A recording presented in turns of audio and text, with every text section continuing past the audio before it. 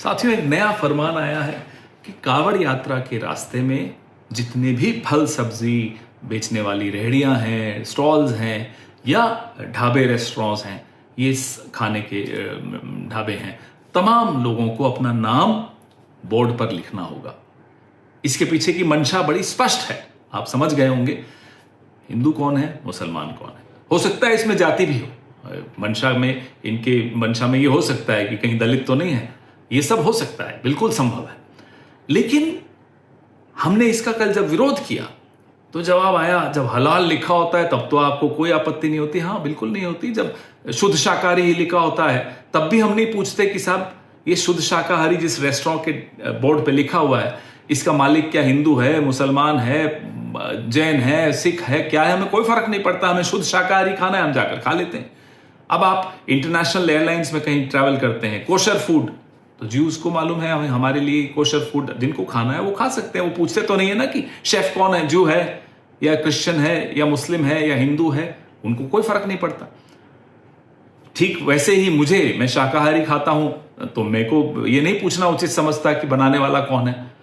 ये करना जो ये कांवड़ यात्रा पे ये प्रपोज कर रहे हैं, इसके पीछे मंशा है इकोनॉमिक बॉयकॉट ऑफ मुस्लिम्स को नॉर्मलाइज करना, कैसे आर्थिक बहिष्कार का सामान्यकरण करना है मुसलमानों का।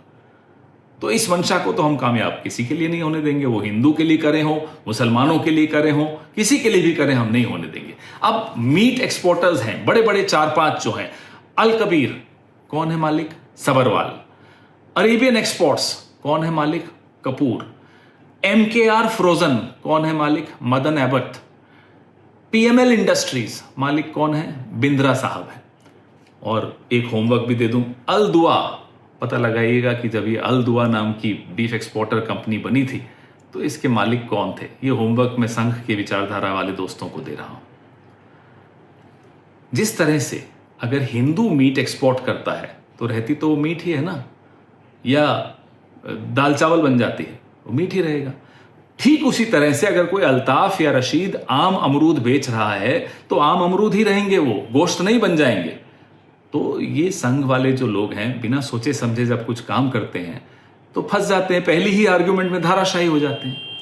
लेकिन जो षड्यंत्र ये लोग रच रहे हैं, हमारी आपकी जो एक तहजीब है, अब एक उस तहजीब में मुझे याद आता है अलीगंज लखनऊ में, वहाँ बड़ा मंगलवार के पीछे की जो कहानी है वो सुनकर बड़ा आनंद आता है। दुर्गा पूजा हो, भगवान जगन्नाथ यात्रा हो, सब में कैसे मिलजुल कर इस तहजीब में हम लोग एक दूसरे के त्योहारों में हाथ बटाते हैं, तैयारियां करते हैं।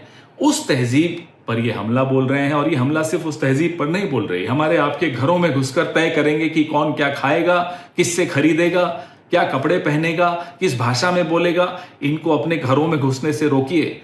अगर इनको अपने घरों में घुसने से रोकना है तो इस विचारधारा को अपने मोहल्ले से दूर रखिए, अपनी जीवन से दूर रखिए, अपनी विधानसभाओं और लोकसभाओं से दूर रखिए, अपने समाज से दूर रखिए। तभी हम अपने इस खूबसूरत हिंदुस्तान की तहजीब को बचा पाएंगे। जय हिंद।